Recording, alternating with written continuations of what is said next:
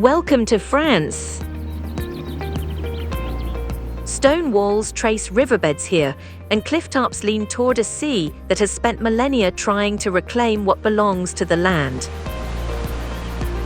The sea does not simply frame this country, it has been carving its edges from the inside for longer than anyone can measure. In the oldest quarters, time does not feel like history, it feels like something still present beneath your feet.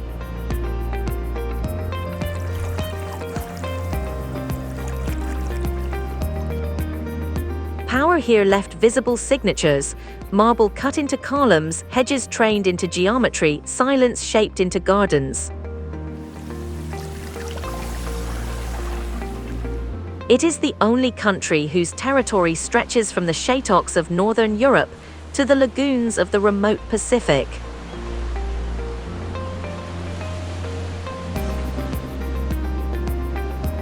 What flows beneath a place, water, wind, salt, decides more than any architect or king ever could about how people live. No other country balanced rigid order and radical uprising on the same streets, sometimes within a generation.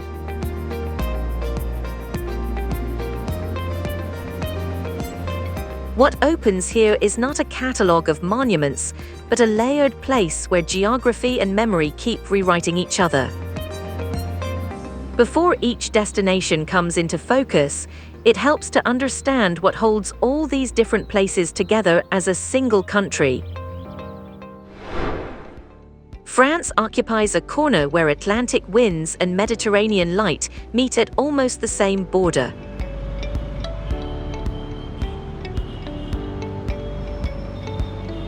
Eight different countries share a land border with France, turning its edges into meeting points between distinct worlds.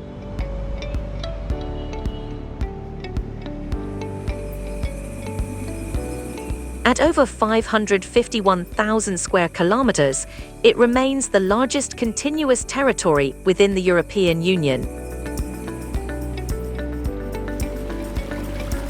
Its terrain moves from flat river basins to alpine ridges and the smoothed remains of ancient volcanoes.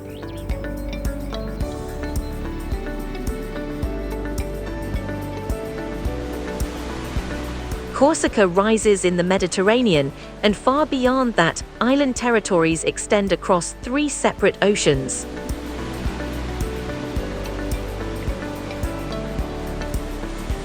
Those overseas territories give France the largest exclusive economic zone of any nation on the planet.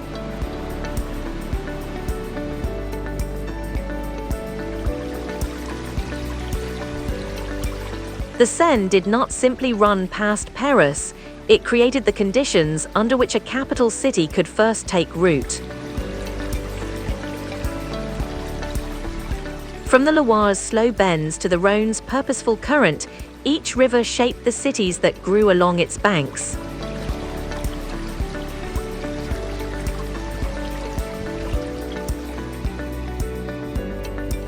The mountains imposed a different kind of life, slower, more vertical, more dependent on the season's moods.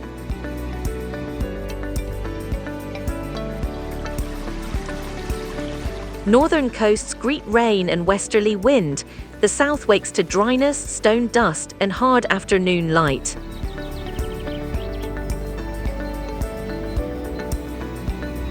That climate gap between north and south reads clearly in how walls are built, what roofs are made of, and how thick the stone runs. The food on the table is never accidental, it is a direct translation of the soil, the salt, and the season. Catholic architecture left its mark across every region, spires that still orient travelers and bells that still divide the day. Alsace, Brittany, and Corsica each carry a cultural identity that sits alongside the national one without fully merging into it. The Loire, more than 1,000 kilometers long, remains undammed along its main course, one of the last free rivers in Europe. And now, with this foundation laid out, the journey begins through the places that make this land unique.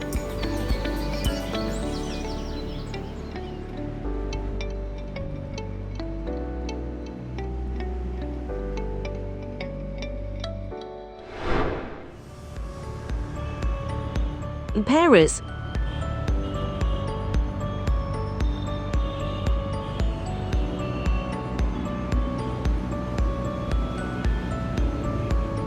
Everything in Paris eventually returns to the river. It is the one thing that predates the city and will outlast it. The two banks of the Seine never fully agreed with each other, and that tension became the engine of the city's identity.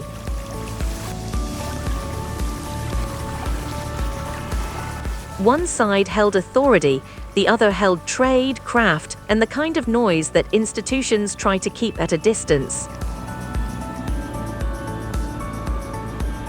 The wide Haussmann boulevards were not built for comfort, they were built to make the state visible from a distance.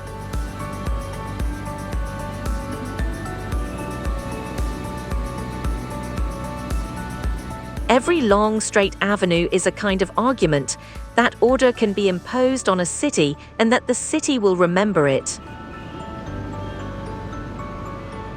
But Paris also lives in the opposite register, narrow alleys, corner markets, and cafes lit in amber where nothing is monumental.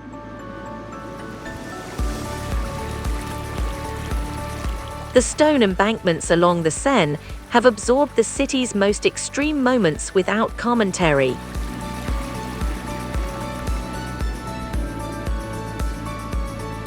"12 million people spread across the metropolitan area, making Paris less a city than an entire world folded into one basin."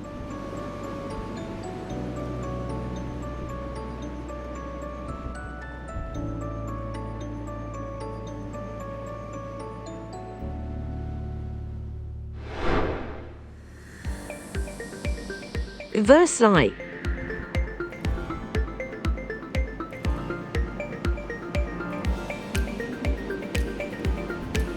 Where Paris moves, Versailles insists on stillness. Every surface here was designed to stop you from forgetting who built it.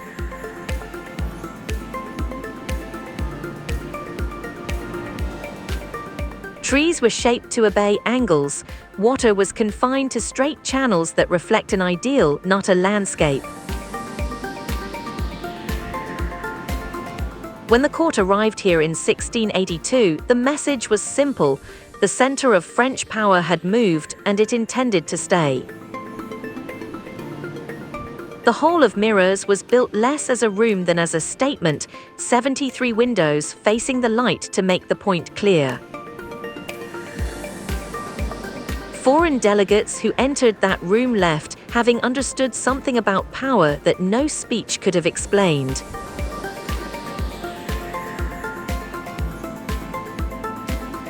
In 1789, the women of Paris walked here not to see the palace, but to dismantle the world it stood for. Versailles today reflects two things at once: the ambition of an absolute monarchy and the certainty of its collapse.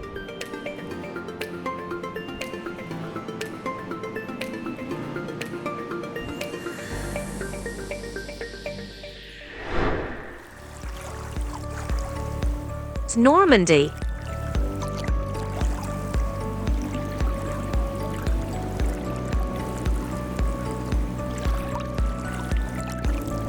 Normandy does not try to impress. It simply puts grey skies, wet grass, and salt air in front of you and waits.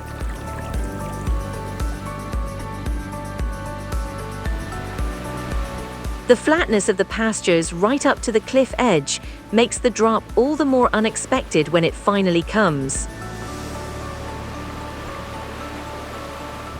On a June morning in 1944, those ordinary-looking beaches became the site of the largest sea-to-land military operation in history.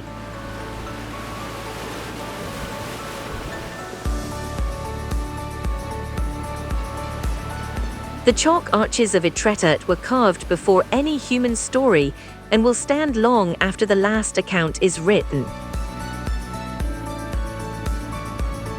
Speed is the Normandy tide's defining characteristic. Standing still on these flats at the wrong moment is not a neutral choice.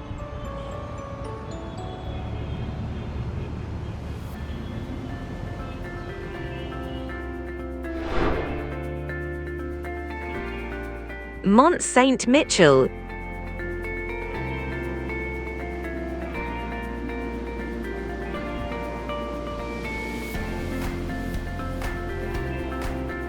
Some places look provisional, as if land and sea have not yet agreed on who this ground belongs to.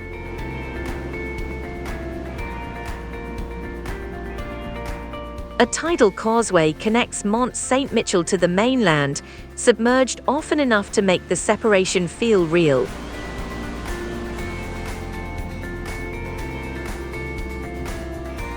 The abbey took 5 centuries to build, rising in stages from an 80-meter granite base that leaves no room for doubt.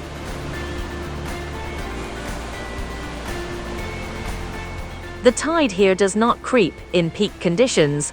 It overtakes the flats faster than most people instinctively expect. That speed is why the Mount survived as a fortress for centuries, not because of its walls, but because of its moat. 3 million visitors arrive each year, yet at first light the Mount holds a silence that feels like it belongs to an earlier age.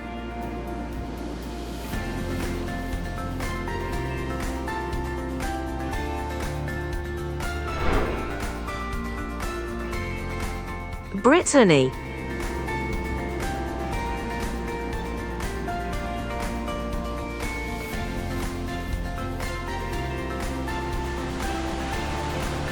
In Brittany, the sea is not a backdrop. It cuts into the land, reshapes it, and decides where the roads end.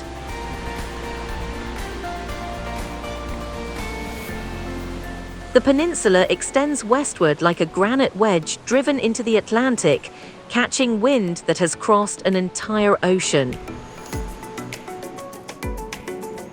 The standing stones at Karnak were arranged in long parallel rows before Egypt built its first pyramid.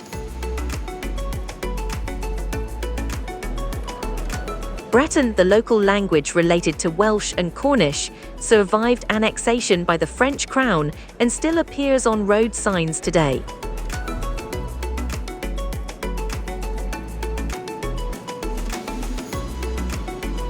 Five centuries of French sovereignty did not replace the Celtic current running underneath Breton daily life.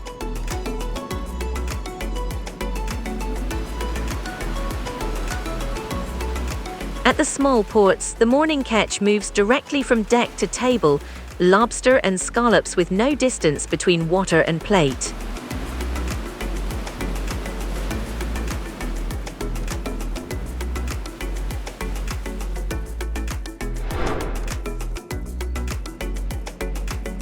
Cheelinh.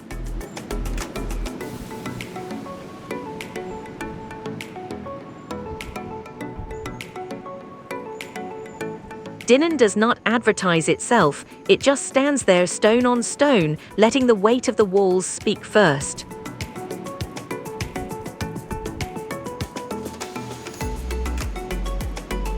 Over 2 kilometers of ramparts enclose a town where timber houses lean slightly and arcaded squares catch the morning light.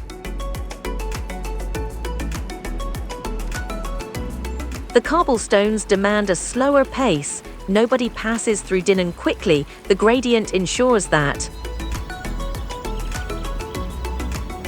The darkened oak beams create a quality of light in the streets that turns an ordinary walk into something more deliberate.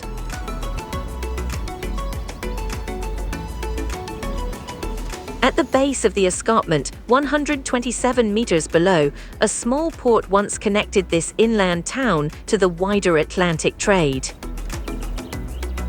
Looking down from the upper town to that waterline is like reading 2 different chapters of the same history at once.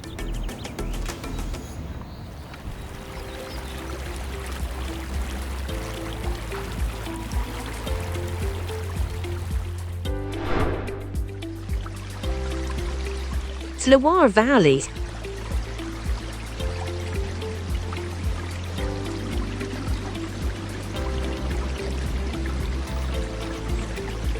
The Loire does not rush. Its wide, silver surface carries a patience that feels unusual for a river this size.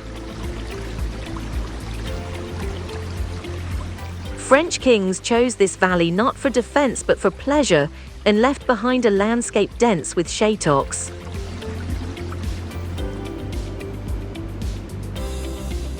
Chambord has 440 rooms and 365 chimneys, and at its heart, a double helix staircase whose authorship is still debated. Leonardo da Vinci spent his last years a few kilometers from here, invited by a king who understood the value of keeping certain minds close. More than 300 manor houses and vineyards share this valley, making density and elegance feel like the same thing. Village markets open on Thursday mornings in the same arrangement they have held for decades, unhurried, local, precise.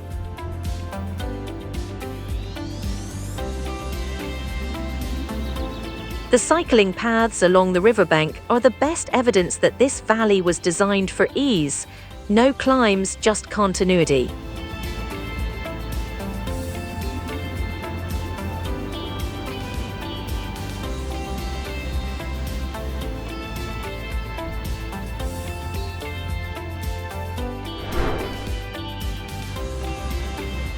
Bordeaux.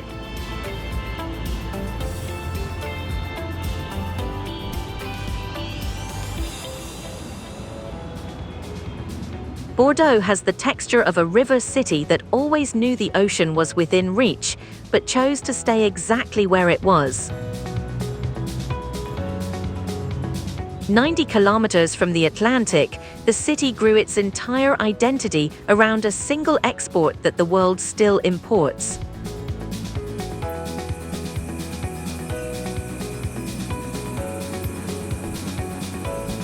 $700 million bottles leave this region annually from more than 7,000 individual properties. The soil changes every few kilometers, gravel gives way to clay, and each shift produces a wine with a different personality. The water mirror in front of the Place de la Bourse reduces a grand 18th century facade to a nearly perfect reflection. The Capucines market mixes voices from half a dozen languages, a reminder that Bordeaux's history was always about movement.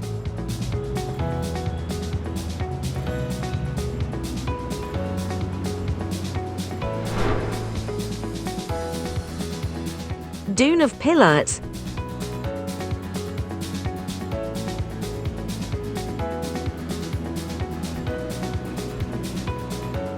The Dune of Pilat should not exist here, a mountain of sand rising between pine forest and open Atlantic, as if placed by accident.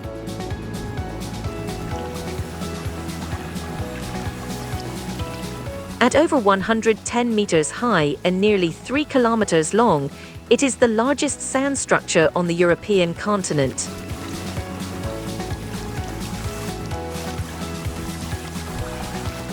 Every year the dune advances several meters inland, swallowing the edge of the pine forest without hurry or apology.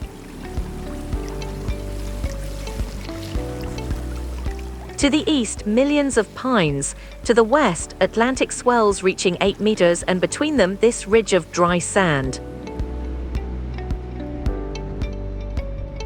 From the crest, both worlds become visible at once, the forest an unbroken green, the sea an unbroken blue, and nothing between.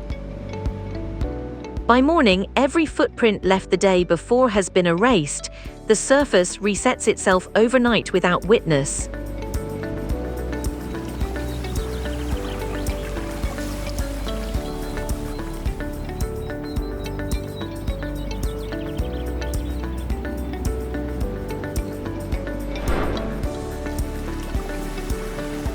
Lion.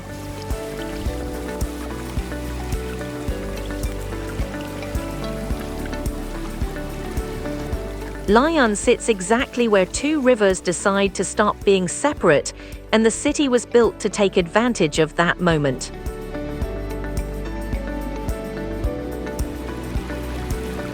The peninsula between the Rhône and the Saône held a strategic position for Roman planners and has held it ever since. Lugdunum, founded in 43 BC, was Rome's administrative capital for the Gallic provinces, a role that shaped everything built afterward. The ancient theatre on the Fourvière Hill, carved for 10,000 spectators, still hosts performances in summer.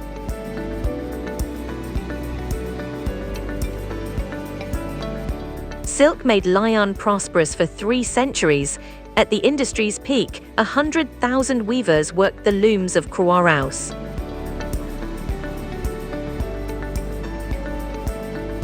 The trabbles, covered passageways through the buildings, were designed to move silk without exposing it to rain.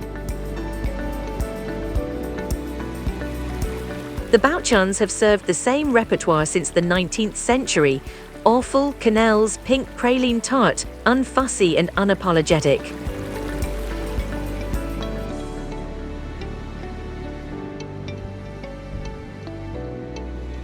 Today, Lyon anchors France's second metropolitan region, with nearly 2 million people and a growing biotech sector.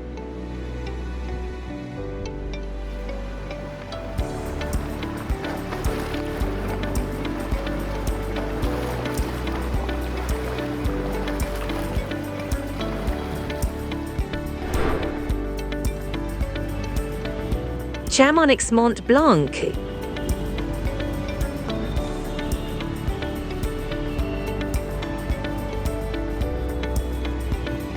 In Chamonix, the mountain does not serve as backdrop. It is the primary fact around which everything else arranges itself. At 4,808 meters, Mont Blanc is the highest point in the Alps and in all of Western Europe, a number the eye confirms immediately. The mountain generates its own weather systems, and the people below have learned to read those signals the way others read clocks.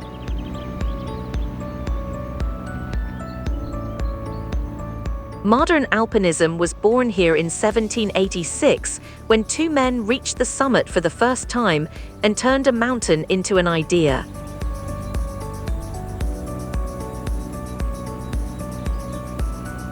The Mer de Glace has retreated more than 2 kilometers since the early 20th century, the ice leaving only rock behind. Marks on the bedrock record exactly where the glacier surface stood in each decade, a slow and impartial chronicle. The valley floor is barely a kilometer or 2 wide. The town has no room to spread, only to go deeper into what already exists.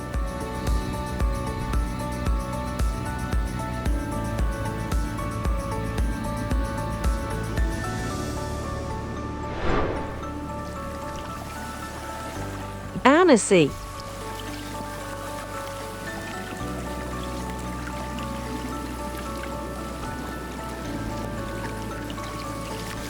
After the vertical tension of Chamonix, Annecy offers a different register, mountains still present, but softened by still water.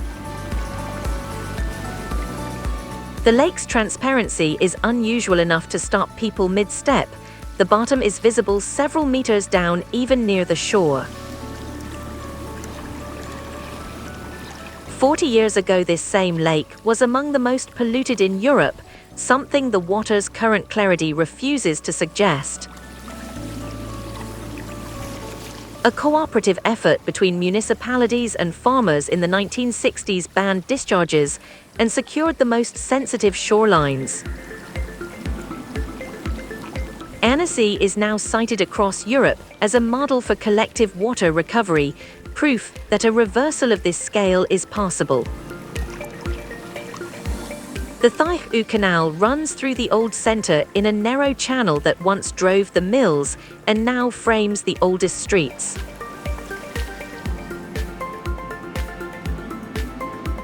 The triangular Palais de l'Isle, wedged into the canal since the 12th century, has served as courthouse, prison, and noble residence.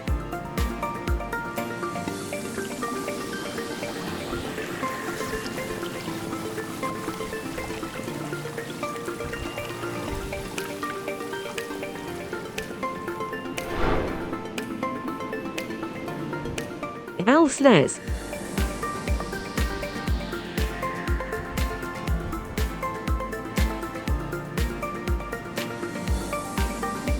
Alsace sounds different, the accent in the streets and the names on the wine labels carry centuries of border life.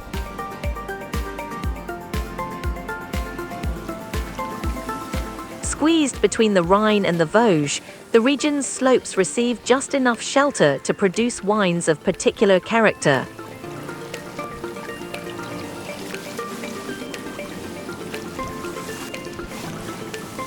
Granite soils and a dry microclimate give the Rieslings and Gewürztraminers here a clarity that distinguishes them from all neighbors. Alsace changed political ownership 4 times between 1870 and 1945, and each transition left a legible mark on the built landscape. Village names, church proportions, and dishes claimed firmly by locals all show evidence of an identity that absorbed every shift. The Advent markets in the old centers have lit up December evenings for over 400 years, a rhythm no change of flag interrupted.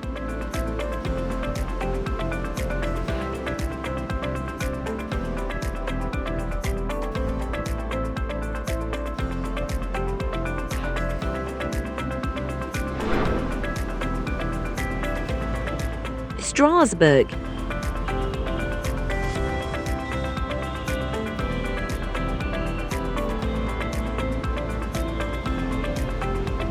Strasbourg does not choose between its Alsatian roots and its European role. It holds both at the same time openly.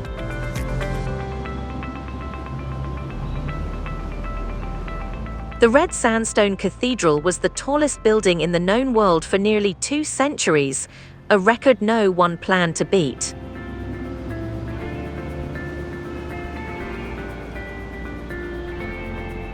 Today, the city hosts the European Parliament, the Council of Europe, and the European Court of Human Rights in the same postal code. The Petite France Quarter, once home to tanners and their trade, now anchors the city's most recognizable image. The cathedral's single finished tower is not a flaw.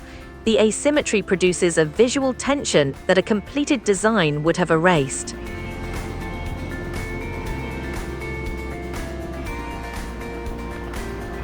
The bridge over the Rhine connects Strasbourg to Kiel in Germany, a crossing that takes minutes and once required a passport.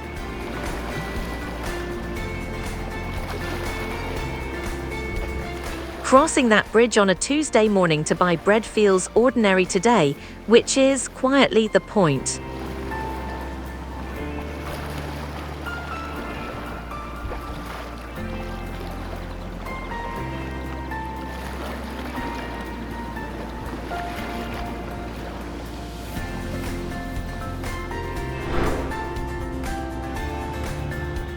Calme.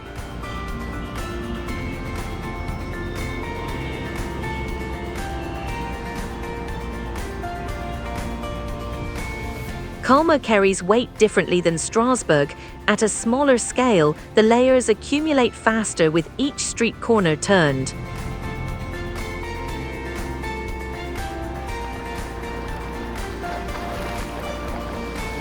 The Loch winds through the center in narrow arms, and the buildings beside it have changed so little they seem unaware time has moved.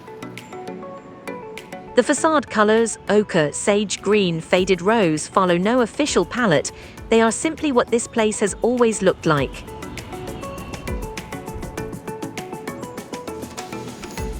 The Tanner's Quarter keeps a domestic scale, low roof lines, small balconies, and flower boxes that hang over the water.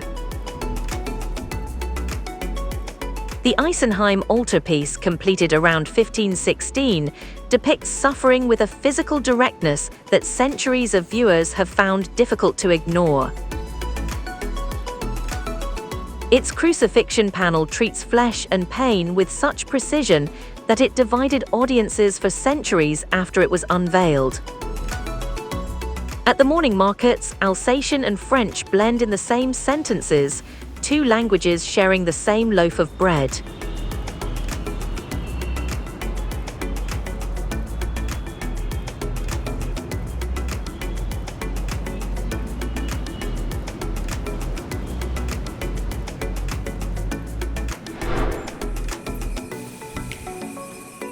Auvergne.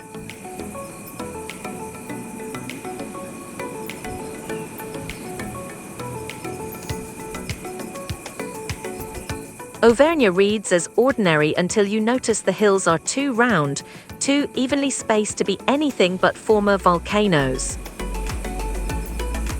The perfectly curved forms beneath the grass are ancient craters, dormant so long they have been mistaken for natural countryside.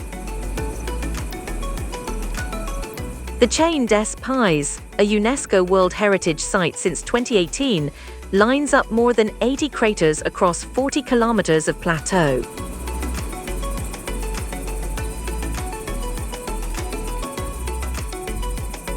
From the 1,465-meter summit of the Puy de Dôme, dozens of other former craters are visible in every direction at once.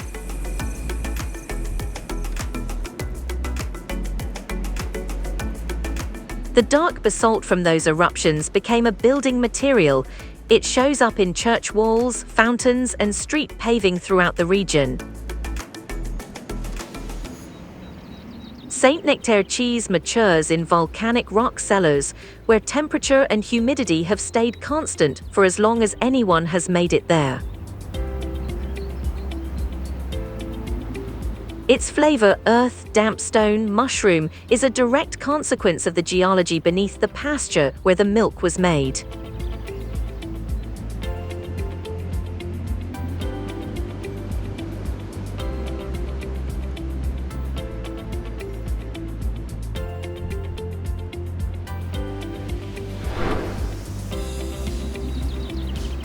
Provence.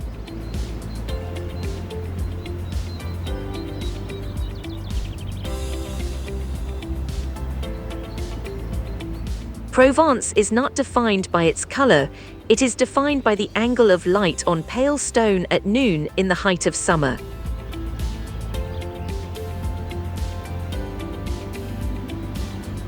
The smell of dry herbs and the sound of cypress bending in the mistral are part of the same experience as anything visible here.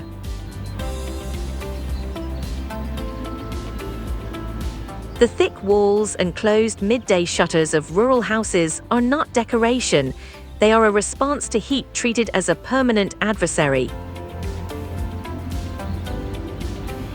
The Romans arrived in the 2nd century BC and built in stone large enough to still be standing and still be used. Their arenas and aqueducts have outlasted every political system that came after them, the most durable argument for building well. Lavender cultivation spread across these hills in the 20th century to supply the perfume workshops of grass, industry disguised as landscape. Morning markets open in towns with names that are Roman, medieval, and Moorish in the same square kilometer.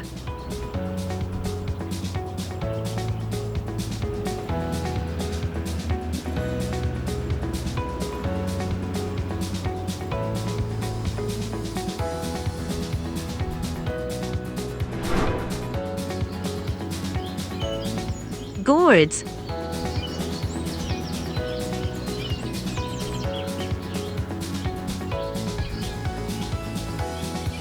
Gourds does not sit on the rock so much as emerge from it, the same pale material running uninterrupted from cliff face to rooftop.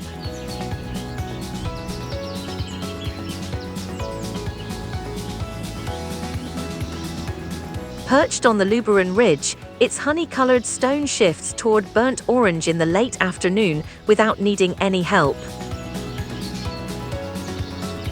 The streets coil upward from the entrance in tight spirals, the steps steep enough to make you use the walls for balance. At each bend, a different framing of the valley below opens, forested hills, lavender fields, and distance in every direction. The bories scattered across the surrounding land are prehistoric dry stone shelters, flat rocks stacked without mortar, held by precision.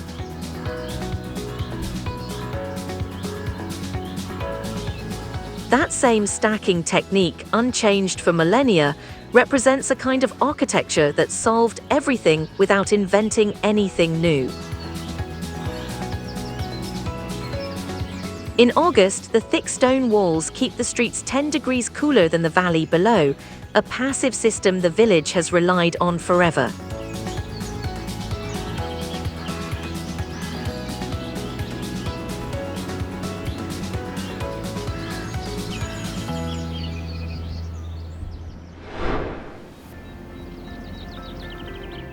Cheelinh.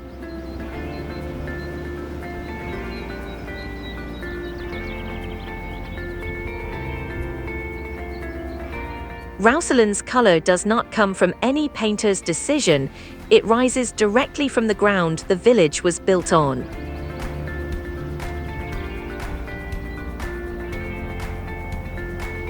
The village stands on one of the largest ochre deposits in Europe, sandstone saturated with iron oxide in every shade from cream to deep red. Walking through the surrounding formations means passing through yellows, oranges, and reds that shift with every few steps.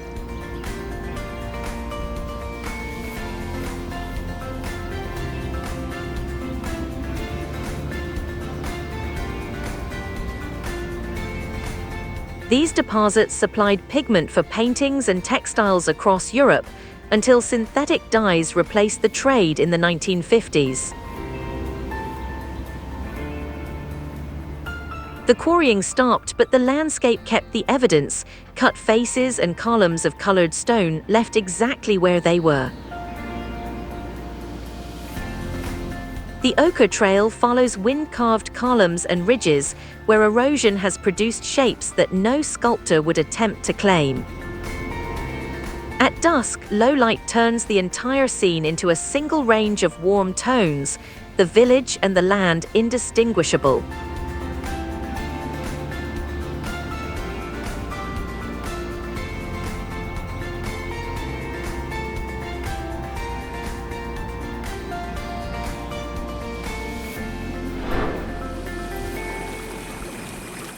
Verdun Gorge.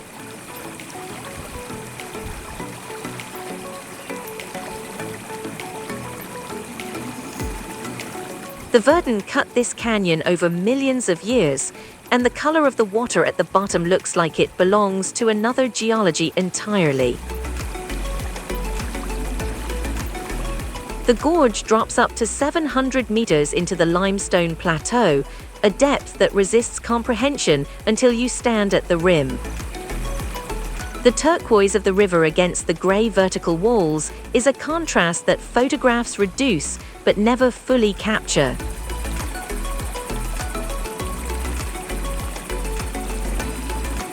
At 25 kilometers long, it is the deepest and most extensive limestone canyon in Western Europe, a scale that requires movement to understand. Kayakers at the bottom are visible from the rim only as flickers of color. The canyon's depth makes human scale irrelevant. The difference between watching from above and being inside is the difference between understanding a place and experiencing it. The reservoir at Sainte Croix covers former villages. In dry years, the tops of bell towers surface again from the receding water. Paris and Versailles speak of power, Normandy and Brittany speak of edge, the Loire and Garonne valleys speak of work and soil. From glaciers retreating above Chamonix to ochre cliffs burning in Roussillon, each landscape keeps a memory older than its most famous story. France exceeds every attempt to define it, like a river that continues well past the last bridge anyone thought to build.